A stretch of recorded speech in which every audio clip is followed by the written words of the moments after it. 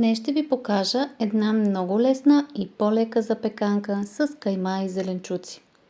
Тук не пържим излишно, само леко задушаваме каймата с малко мазнина. Картофите леко ги бланшираме за около 10 на минути, за да омекнат и да се изпекат по-бързо и равномерно.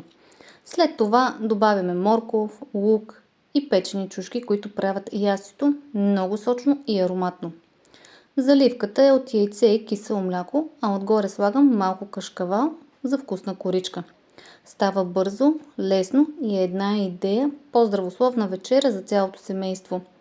Рецептата ще ви оставя долу в описание.